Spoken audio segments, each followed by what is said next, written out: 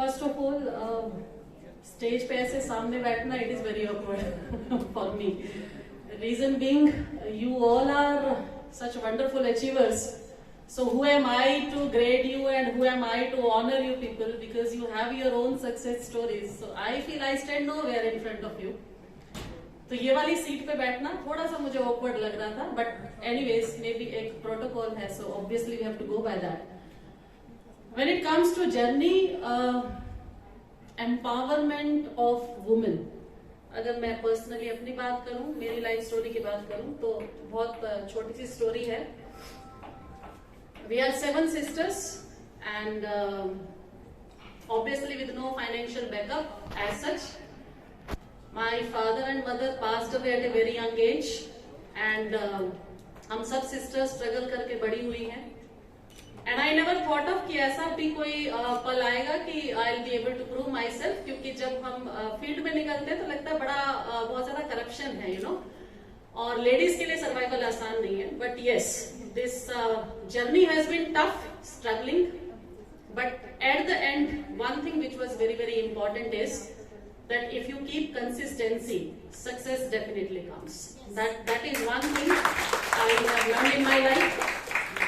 And now coming to today's topic, empowerment of women. तो जब हम empowering women की बात करते हैं तो क्या चीज सामने आती है, कैसी women सामने आती है? बड़ी energetic, बहुत dynamic, achievement भी होनी चाहिए, individualistic भी होनी चाहिए कि yes, I am successful. तो ये टॉपिक बहुत इंपॉर्टेंट है पर बड़ा कंट्रोवर्शियल भी है. कंट्रोवर्शियल इसलिए है कि when it comes to individuality, तो इंडिविजुअलिटी एक्चुअल में ट्रुथ नहीं है अगर हम इन जनरल बात करें तो.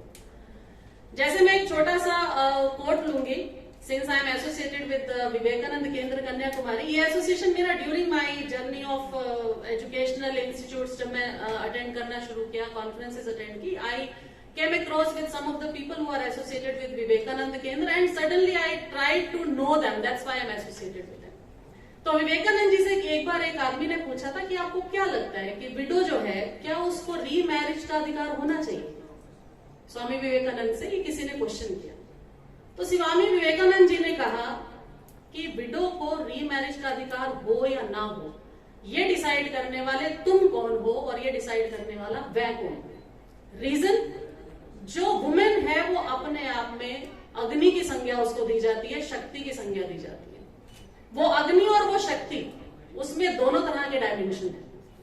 जब उस अग्नि का प्रयोग न्यूक्लियर मिसाइल्स और कंस्ट्रक्टिव वे में किया जाता है, खाना पकाने में किया जाता है, हवन में किया जाता है, तो बहुत शुभ वाले कर्म होते हैं. लेकिन अगर वही अग्नि सही ढंग से ना मैनेज हो तो उस केस में वो भस्म भी कर देती है. तो अग्नि जो है वो नारी को सही रूप में प्रतिलक्षित करती है. अब यहाँ बहुत लोग ऐसा कहते हैं कि नारी को कंट्रोल किया जाना चाहिए, जैसे अग्नि को कंट्रोल किया जाना चाहिए. But who can control women? Women can only be controlled by self realisation, by self motivation. क्योंकि अगर मैं नारी हूं तो भगवान कृष्ण कहते हैं, जैसे उन्होंने बहुत कहा कि मैं नर में राम हूं, अगर वेदों में बात करें तो मैं ऋग्वेद हूं. लेकिन जब उन्होंने नारी की बात कही तो उन्होंने कहा नारी में मैं कोई एक नारी को नहीं कह सकता कि मैं सीता हूं, द्रौपदी हूं या क्या हूं. नारी के अंदर मैं गुण हूं. गुण मतलब क्या? तो कृष्ण जी ने बताए 7 गुण. जब ये 7 गुण किसी भी नारी के अंदर है और होते हैं, बात सिर्फ ये है पहचानने की बात है.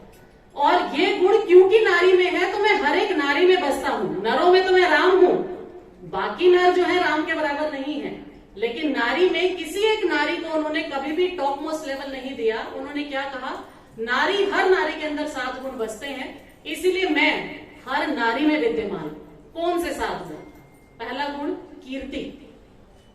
हम जो भी करते हैं हमारा बच्चा वैसा ही बनता है. जैसे अभी मैम ने कहा, सर ने बोला कि मैं क्योंकि मेरी मदर और मेरी बहन से इतना सपोर्टेड हूं, मोटिवेटेड हूं, इस वजह से मैं नारी शक्ति का सम्मान करता हूं.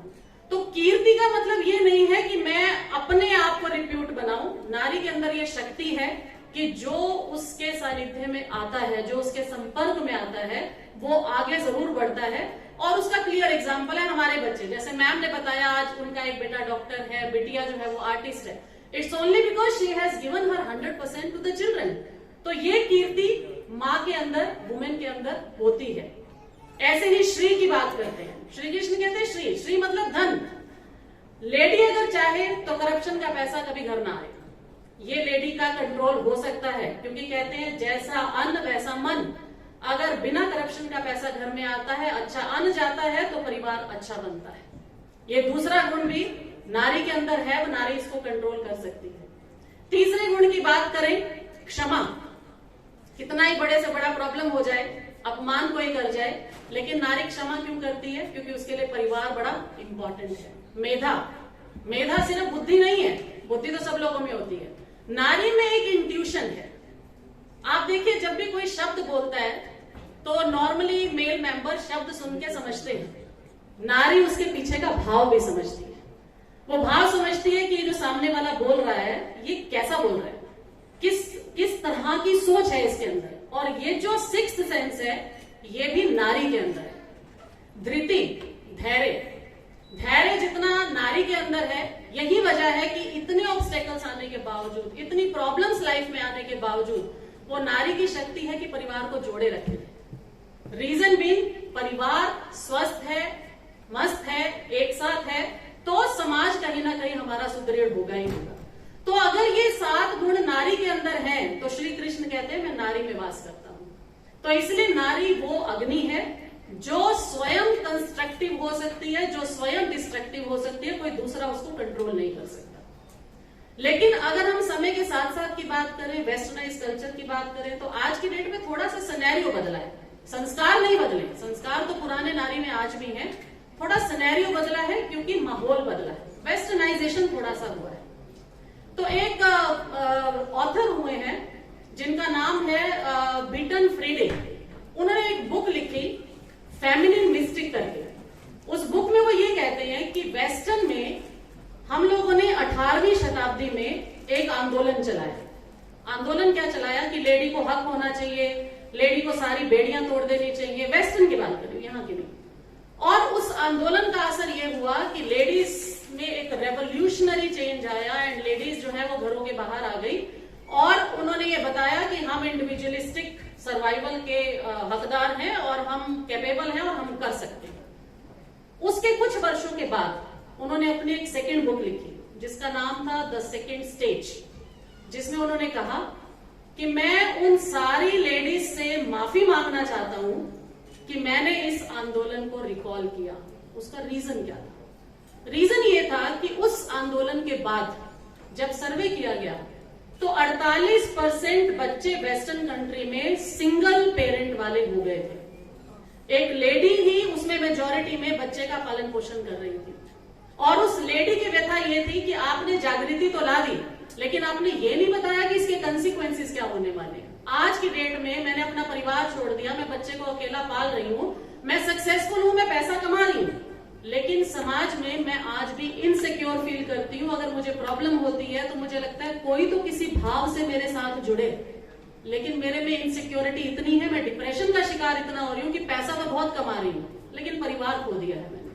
And he literally asked for forgiveness from those जिसको उन्होंने रिकॉल किया था आंदोलन के लिए। तो ये कहीं ना कहीं स्थिति हमारे परिवारों की ना हो जाए। जैसे हम आजकल बहुत एक कॉमन सी बात हो गई है, सक्सेसफुल होने के बहुत सारे मायने होने लग गए। जैसे फेसबुक पे देखती हूँ, मैं भी फेसबुक पे रहती हूँ लेकिन मैं बहुत ज्यादा डायनेमिक नहीं हूँ, बस अपनी पोस्ट, स्कूल की पोस्ट और घर की पोस्ट वो मैं लाइक कर देती हूँ, थोड़ा नेशनलिस्ट थोड़ी ज्यादा हूँ मैं। लेकिन मैंने ये देखा है आजकल के टीनेजर्स में भी, लेडीज में भी, कि they are very keen to dress up nicely, selfie लेना and the kind of TikToks I have seen, there is no harm, कोई प्रॉब्लम नहीं है उसमें। लेकिन एक ऐसा मैडनेस कि मेरे को कितने लाइक्स मिले हैं, वो लाइक्स हमारा मूड डिसाइड करने लगे कि मैंने एक पोस्ट डाली थी, मुझे इतने लाइक मिले, और वो लाइक नहीं मिले तो मेरा मूड खराब है। सिमिलरली हमारे बच्चे एग्जाम देते हैं, 5-7% कम आ जाए तो मम्मी की रेपुटेशन खराब होती है। मैं किट्टी पार्टी में जाके क्या बताऊंगी, उसके बच्चे के तो इतने आए, मेरे बच्चे के इतने आए।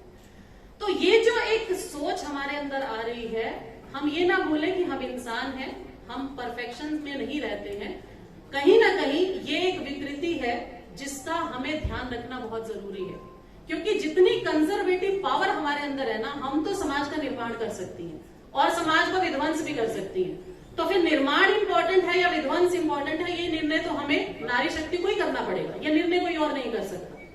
तो इसलिए ये बहुत इंपॉर्टेंट है कि हमारी एनर्जी कहाँ लगे। हमारी पर्सनैलिटी के दो आयाम हैं। पहला आयाम तो ये कि हम सोशली कैसे बिहेव करते हैं।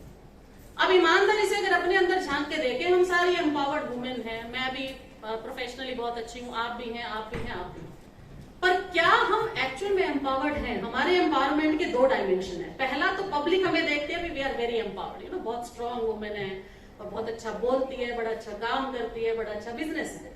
आप एक बात बताइए कि जब भी एडवर्स सर्कमस्टांसेस आती हैं तो क्या आप अंदर से टूटते हैं या अंदर से नहीं टूटते? आप में से कितने ऐसे जो कहते हैं कि मैं कभी नहीं टूटती अंदर से? How many of you? 1, okay, 2, very nice, 3, very wonderful. यहाँ तो परसेंटेज है बहुत ज्यादा है, दैट्स रियली ग्रेट। ये जो दूसरा डायमेंशन है, उस डायमेंशन पर 98-99% लेडीज काम करना भूल जाती हैं। To prove yourself, to prove your power, to prove your existence, very important point, very important dimension is yourself within. क्या अपनी सेल्फ को हमने उतना कंट्रोल, उतना स्ट्रॉन्ग किया क्या, जो कि हमारे सर्वाइवल के लिए इंपॉर्टेंट है। जैसे मेरी लाइक्स की बात कर रही थी, बहुत सारी मेरी फ्रेंड्स भी हैं जो ये कहते हैं मैंने इतनी अच्छी पोस्ट डाली थी, तूने मुझे लाइक ही नहीं किया। तो मैं ये कई बार कहती हूँ कि मेरे लाइक या डिसलाइक करने से आपने जो पोस्ट डाली, जो काम किया, हाउ डज इट मैटर? वो काम तो अच्छा है तो अच्छा ही रहेगा ना। नहीं, अच्छा काम इसी से डिसाइड होता है कि मुझे लाइक कितने मिले, यू नो। तो ये अगर इतनी छोटी छोटी बातें हमें अंदर से परेशान करती हैं, हमारे मूड को खराब करती हैं, तो दैट मीन्स कहीं ना कहीं वो एम्पावरमेंट जो है वो अभी कहीं परफेक्शन की ओर नहीं गई। और मैं खुद विवेकानंद केंद्र से जुड़ने का मेरा रीजन भी यही था, क्योंकि मुझे लगता था ठीक है, I am good at management, public dealing भी ठीक है, ठीक ठाक सा बोल भी लेती हूँ, कन्विंस भी ठीक ठाक सा कर लेती हूँ, लेकिन फिर भी ऐसे मोमेंट लाइफ में आते ही होते हैं जहां पर हम कहीं ना कहीं इमोशनली डिस्ट्रेस होते हैं। और वो जो इमोशनल प्रॉब्लम है, वो जो इमोशनली डिस्ट्रेस होना है, क्रम्बल होना है, वो क्रम्बल सिर्फ तब रुक सकता है जब हम खुद पर काम करना शुरू करें। और पावर तो हमारे अंदर है, शक्ति तो हम ही है, और हम ही ने खुद को संभालना है, हम ही ने कंस्ट्रक्टिव काम करने हैं। और अगर अपने आप को कंट्रोल नहीं किया तो डिस्ट्रक्टिव भी हम ही बनेंगे। तो let us come together, let us start working on ourself, and true empowerment, nobody else can make us empowered. हम खुद एम्पावर्ड हैं, लेकिन अपनी एक कंस्ट्रक्टिव डायरेक्शन तय करना, that is very very important. And I wish कि हम जितने भी यहाँ लोग हैं, हम सब अपने ऊपर ऐसा काम करें, सब समाज को आगे बढ़ाएं, क्योंकि हम एम्पावर्ड होंगे, इमोशनली स्ट्रांग होंगे, तो हमारे बच्चे, हमारी जनरेशन, हमारा समाज और हमारा देश, और फिर हम वसुधैव कुटुंबकम की बात करें तो संसार भी ले सकते हैं। पर हाँ, शुरुआत तो अपने से, फिर परिवार से, फिर समाज से, देश से, और फिर हम संसार की बात करें। तो I wish you all the very best, congratulations everyone that you proved yourself so well, and keep yourself healthy, take care of yourself. Thank you so much.